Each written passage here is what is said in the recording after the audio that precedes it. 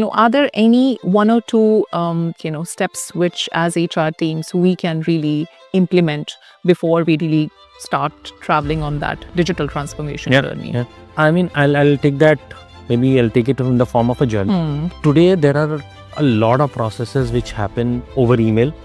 How can organizations build a more inclusive workplace while ensuring fairness in rewards? That's actually a very interesting question, because what's happening now is that the definition of diversity is also maturing in the country, right? Earlier, diversity in India specifically, if I talk about, was limited to gender.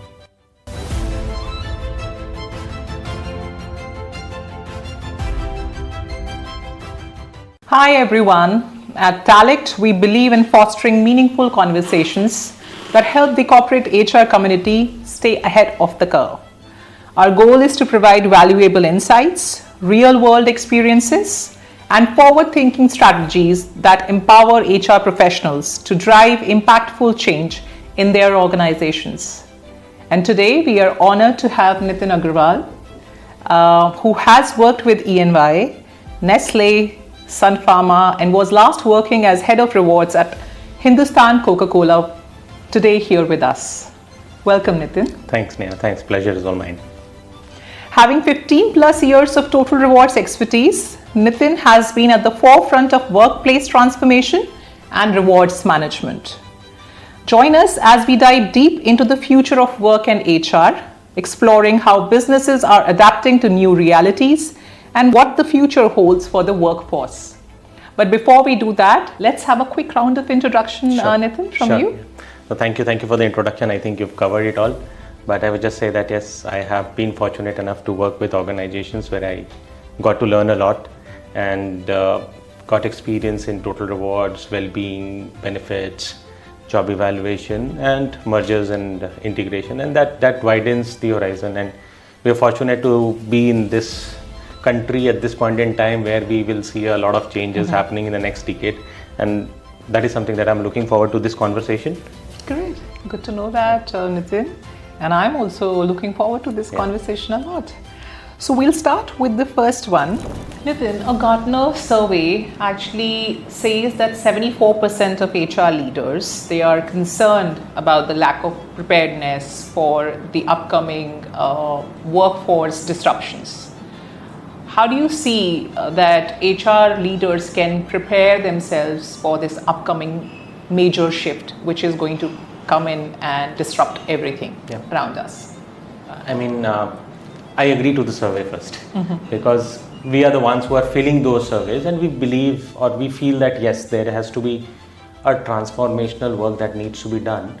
And why I say so is that we need to unlearn. We have been doing things the way we have been doing, and for decades. So it's not something that it's easy to just switch. It takes effort. It will take some bit of learning, some bit of unlearning. So what I think the first thing is that we have to deconstruct and then reconstruct. And by that, what I mean is that deconstruct the entire ways of working of the old organization model. That what used to happen is that if we look at any org structure, any organization, it would be either functional, that okay, there are functions, or there is geography, or a combination. So those are the three models that are typically there. But what is going to happen is that we need to reevaluate that model, and we have to see that okay, is it we have to go into the roles. That is it process driven or is it people driven? If it is process driven, then are there operational elements to it? Because most of it would be taken over by AI. So if there is a repetitive task which is very, very operational in nature, it can be automated. So that is something that we need to learn. So we have to look at roles from multiple lenses. One of the lens that I just spoke about is process people, but there can be another lens which is location. So for example, a Salesforce, he needs to, or she needs to be present in that location to deliver. But what about other roles? Like we said, that skill is the big thing that is going to happen. Skill can be at any location, so it is location agnostic. So whether our org model is there to support that journey, or standardization, centralization, decentralization, it's a lot of elements.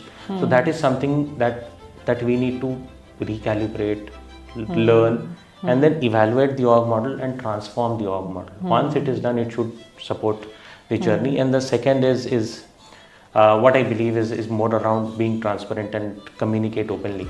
Because what is going to happen is that people are going to spread out all across the country. Now, if we don't leverage technology and use that for our communication, it is going to be very, very challenging. So that's the 3-4 things that I would say that we need to be prepared for. True that, absolutely. I agree with you on that. I think with that, I will move to the next section, which is going to talk about specifically total rewards and compensation trends. Right? Yeah, that's my favorite. Oh, yes, yeah, I obviously expected it to be from a head of rewards.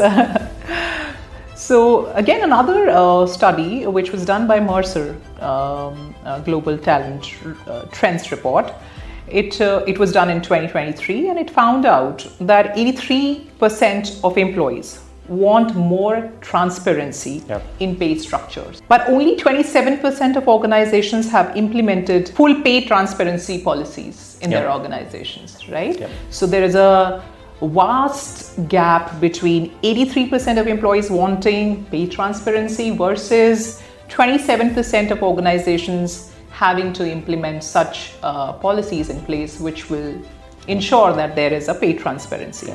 So how is the concept of total rewards evolving in today's workplace? So I personally am a very big proponent of transparency, and most of the organizations that I've worked with, we've taken them into a journey which helps them become much more transparent. And I'll tell you what is the definition of transparency which is there in my mind. It doesn't mean that I need to know how much you are getting paid, or you need to know how much I am getting paid. Compensation is a sensitive subject. As subject matter expert, I understand that, and people should appreciate and acknowledge that it is something that is personal to you. But transparency means that the process is fair and everyone knows and understands the process. And there are various degrees of transparency, and that also aligns to the org maturity. So if I have to say that, okay, what are the various stages of transparency? If I just go and pick up any organization and say that, okay, tomorrow onwards we are pay transparent, pay ranges would be displayed in all the offers that we are going to roll out, or you would know about your market positioning, where you are placed in the com statement. It is printed very transparently. That is like the last stage of transparency. So first is HR partners, you educate them. The recruitment team or the talent acquisition team should be aware about what market positioning is, what are pay ranges, when we publish, do we need to keep a buffer, do we need to publish actual ranges. Then next step would be go to the managers. That my managers are aware. Then what happens is that as HR team, a lot of your responsibilities shift to manager, because managers are the one who are handling employee queries the most, and employees trust their managers. So that is something that we need to educate and empower the managers. And the last stage of transparency would definitely be we go open and we share the ranges with the candidates, or we publish it in their com statement, which is the market positioning. Compensation, again, the number in my mind is something which is sensitive and personal, and it should be retained personal. Absolutely true. Okay, I think very interesting point you highlighted here, that when it comes to transparency, it's not about me knowing the other colleague's salary clearly in terms of the numbers, but it's more about that are you part of an organization which has certain processes in place, which has certain programs or structures in place, which is ensuring that I'm getting paid for my performance, I'm getting paid for my role, I'm getting paid for the value which I am really providing to the organization, right? So very important point to note. Also at the same time, I think I would like to really ask you, Nitin, and this is for the audience to take away from the discussion, that do we have the right resources and platforms, I would call them, which are available to not just ensure that your compensation which is given to you in your offer letter is visible to the employee, and let's say, for example, it's very important for the manager also to have that view about all the direct reportees of the manager, so that he can take that right decision while giving recommendations for salary hikes, for bonuses, and all these components which are part of total rewards. So do we have anything which is available wherein you can have a consolidated view of it all? Not just the compensation, but whatever the organization is providing in terms of benefits, in terms of your medical insurance, in terms of your variable payouts, in terms of your reward and recognition. A lot of times it happens that throughout the year there is an employee who is a high performer and is getting rewarded, but there is no mention of those vouchers or those monetary benefits which are given, let's say, as part of the experience of the reward program, right?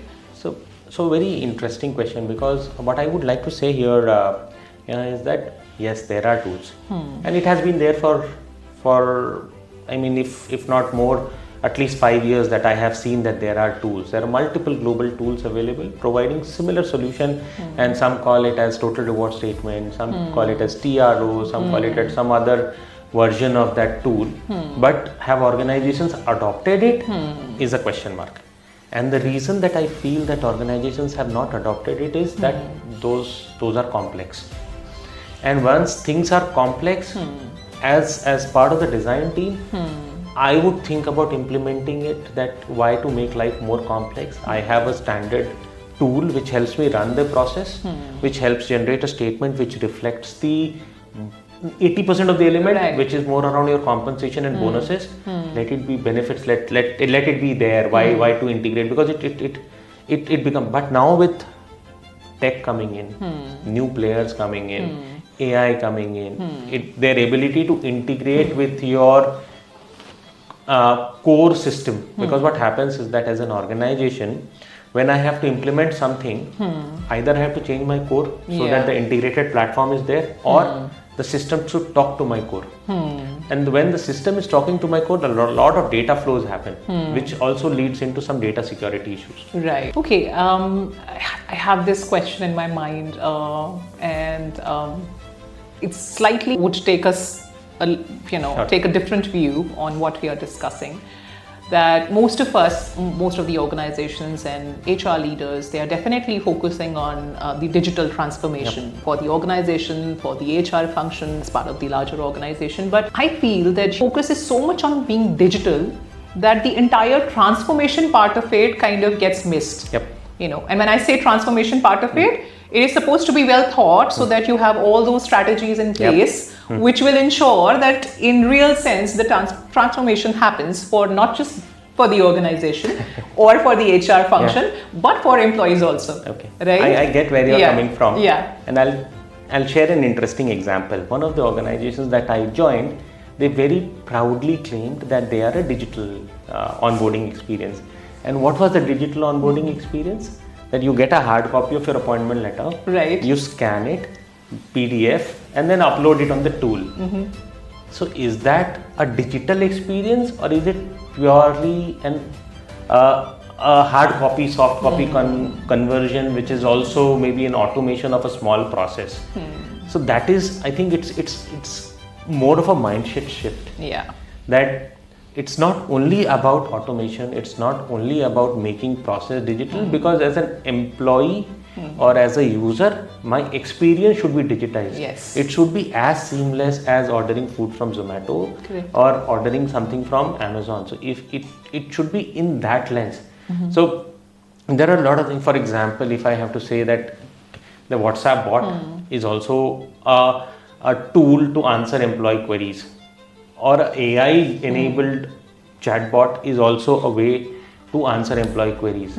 But which one is a digital tool and which one is just a process automation is something that as HR team or HR leader, we need to understand that difference and make that shift. And make that shift in journey. Yes, that was good for today. But is it good 2 years down the line? Because 5 years is too long a time for us to say that what's going to come, especially in the digital world. So that is something that we need to see, evaluate, and then look for truly digitization rather than just process automation. Correct. Yes. Does that answer your question? Oh yes, absolutely, it does. Yeah. It does. It's just that I think I'll just quickly ask you a follow-up question on that. That are there any one or two steps which as HR teams we can really implement before we really start traveling on that digital transformation journey? Yeah. I mean, I'll take that. Maybe I'll take it in the form of a journey. Okay? So today there are a lot of processes which happen over email or even offline. That offline is not offline like decades ago where you print out and write, but it's more around Excel based or more around your PPT based. There are a lot of things which are happening, which are so for example Copilot that would enable a lot of your work, or ChatGPT is going to help you answer a lot of queries that you used to face earlier when you have to write a job description. Earlier it used to be a time consuming process, but now it is easier. So first step is to understand what are the immediate things which needs a fix. Second is what I see 2 years down the line, where we talk about understanding the full process flow and think wherever we can digitize that process. Maybe get new vendors, maybe get new partners to help solve that problem and bring in efficiencies. So be it our procurement process. I'm going larger than HR, or maybe let's look at talent acquisition. Is there a way we need to source? If we are sourcing CV, can first level of screening be done by AI rather than just going through all the CVs and spending time and having the first level of interaction? Offer generation, can it be done by a tool rather than somebody in the rewards team sitting and creating an offer? So those are some of the medium term elements that may be fixed. Longer term is something that I believe is going to be the game changer, which is more around skill is going to become the new currency. Right. Where hierarchies won't matter. If I bring in that skill, I need to be paid for that skill. So the total rewards team would play a very big role there. That because there are ways of working which are currently there, where all the tools are also designed in a way that your grades come into picture. That what grade you are in, that is the pay range, and then your market positioning, etc., gets calculated. That has to be transformed and made it linked to skill. Career management would completely transform. Talent management would completely transform. Where upgradation of skill will going to come into picture. That if somebody is going to get that new skill, the person needs to move into a new role rather than spending 5 years in the role. Let's look for a new role. It would be more skill based, and that's going to be very difficult for all of us. It's not going to be easy, and that is where we need to invest most of our energy in to see how things are transforming, how industry is transforming, and then take it forward. Yeah, sure, makes sense. Yeah. Okay, so Nitin, there's another interesting data point which I have with me, which is a research from McKinsey. It shows that companies in the top quartile for gender diversity on executive teams are 25% more likely to outperform their peers in profitability. And the question basis that data point is, how can organizations build a more inclusive workplace while ensuring fairness in rewards? That's actually a very interesting question, because what's happening now is that the definition of diversity is also maturing in the country.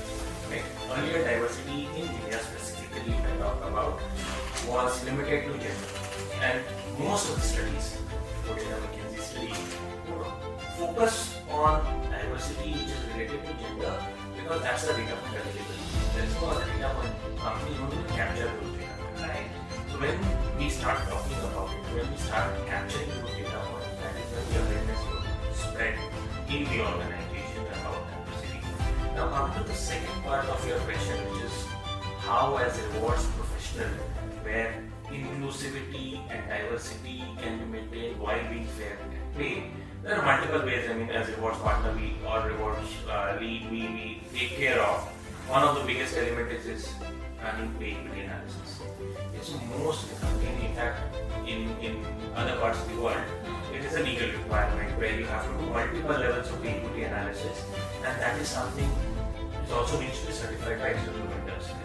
Right? Where when it becomes part of your annual report, it has to be reported and it has to be submitted to the government authorities. Here, India is not a regulatory requirement, but is it something that we should start doing it? 100%. Because if we don't start doing it, what we are ignoring is that we are ignoring 50% of the population.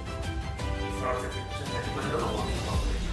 Because what's happening is that if I just do a ballpark number, then 30% of the women are working. So 30% of the population we are losing talent. And most of the companies are also now focusing upon diversity. And if I just expand the horizon and say that I go back to your first question, that what's the future of work? What's going to happen is that we are going to get people from multiple strata of income. There will be people from economic coming into the picture. Then if I say that what's the average age of the organization, it will be somewhere between maybe 30 to 40. Because what's happening is that manufacturing organizations will be slightly higher, 45. So in the next 5 years, one complete generation is going to retire. Right. It's going to be a different generation working, and the expectation of that generation is very different. They need instant recognition. The HR function is expected to undergo more transformation in the next 5 years than it has in the past 50 years, according to a Harvard Business Review analysis. If you had to give one key piece of advice to HR leaders preparing for the future of work, what would it be? That's a difficult one, because and why I say it's difficult because I'm also part of that journey where I spent 15 years in a regular way of working. So I think there are many consultants and everybody who are working on this, that how the HR will transform. But in my limited experience, what I can say, one piece of advice is be open to change. Everything is going to change, and it's going to change very, very fast. At the same time, educate business about the change, that fine, it was working, now it may not work.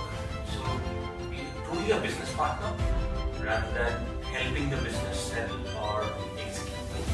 More around educating them, understanding, making them understand that things are changing, things are transforming, and skill is going to be the new player.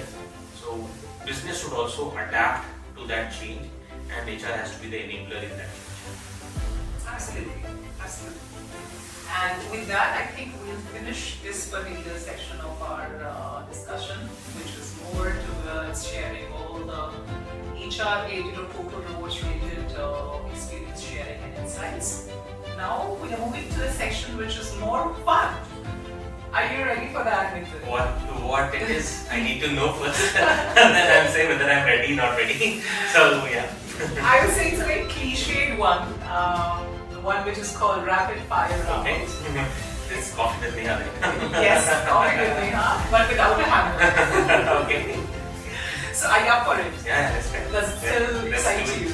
Let's do it. Okay, let's do it. Okay, so the first question, here you go, Nitin. If you could eliminate one HR process forever, what would it be? I would love to eliminate the background verification process. And why I say so, that we need to trust employees. Okay, next one. What's the best career advice you have ever received? Don't stop learning. People who are seeing this, I would share the same advice. And it doesn't matter what work you get, just keep your mind open, figure out options. I mean, no work is that complex. You can just use your common sense and figure out a way. So that was the greatest advice that I would say worked for me. Right. Yes, the audience who's watching us, a great piece of advice from Nitin. Please be open to learn. And it's just sometimes common sense. Like it doesn't really require for you to really know the formulas or complex equations and all those things, but just sheer common sense and being present. Okay, the next one, Nitin. Okay, so if you could swap lives with any business leader for a day, who would it be? Swap life with Business leader. Yeah. I would love to swap my life with, nothing is over there, but yes, I would like to experience experienced that despite having so much, how to live life so humbly. The urban people, I mean, He's so kind. He's so kind. Street dogs get Yes. into homes or the hotel. I mean, people call it philanthropy, but I don't think anybody can be that unless it is imbibed into you. And that is something that I belong to a place called Egypt. Right. Which is the land of Tata. Yeah. So I from childhood have seen them, and that is something that I belong to. That's really sweet. Okay, what's your hidden talent outside of work? I love swimming. We love swimming. I love swimming, and I mean, nothing professional or something that I would do this year, but yes, I simply. Because it's more about your talent. Do you think it's your talent?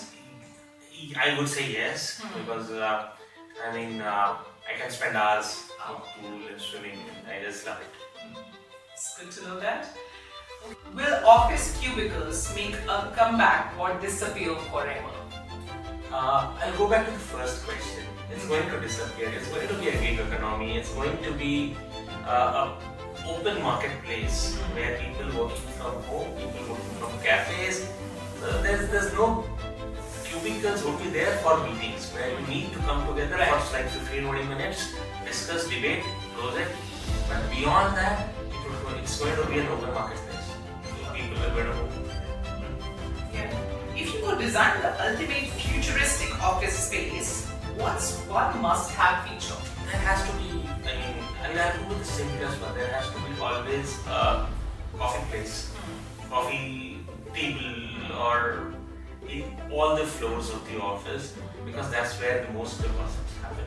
And that is where you get to know the pulse of the organization, that is where you get to know the culture of the organization, that is where the bonding happens. Right. So, Yeah. there are many ways, I mean, you can say a pool table, a gym, or whatever, but I feel that that's the best place where you can just de-stress. No wonder, like, this rapid fire also was part of Coffee with Karan. So it's like coffee with Nitin happening right now. In an office space. Yes, true. Okay, I think I'll just probably ask last 2 questions from you now and wrap this up. Would you rather have a meeting that lasts 3 hours or receive 100 emails in one day? I would rather receive 100 emails because I'm not going to read. so better to 3 hours meeting is something which is not adding value. Meeting should be short, crisp. In fact, so better receive 100 emails which anyways is not going to be read. Whichever is marked to me, I'll read it, I'll analyze it. So yeah, I'll go with that. Okay, yeah, smart, I would say. Okay, would you rather always be overstaffed or understaffed? Depends, but if forced to choose, I would say understaffed. Because what happens is that once you are overstaffed and God forbid there is a business challenge, you need to take some hard calls. That becomes tough. Understaffing is always better. People get stretched, people get to expand their horizon. At the same time, if business grows, you can increase at any point in time. Right, yeah, I agree with that. Okay, I think that's a wrap from our end for this wonderful, enjoyable, full of valuable insights conversation with you, Nitin. I thoroughly enjoyed it. This is evening and we are kind of in that mode of fatigue catching up on us, but I think you made it really, really interesting, and I'm so thankful to you for coming down here and have this conversation and do this podcast with us. Thank you so much, Neha, for giving me the opportunity to share whatever I've learned in the last 15 years. And it's a great experience, first experience for me to sit on a podcast. I have delivered lectures and delivered presentations. This is the first experience. But I feel that we also need to change. This is the new thing, and we need to evolve. Thank you for inviting me. Look forward to many more such podcasts. Sure. Yeah. Thank you. Thank you. I think we truly lived the future of work topic which was there for this podcast. And for the audience, I would thank you also for watching watching us, and I hope that you got a lot of takeaways from this conversation between me and Nitin. And in future also, we'll keep publishing such podcasts with industry experts and HR leaders and people who have a lot of experience, particularly in corporate. So not only in future you'll see with our HR functions. So for that, please do follow us on our YouTube channel, which is Tallect, and we publish this podcast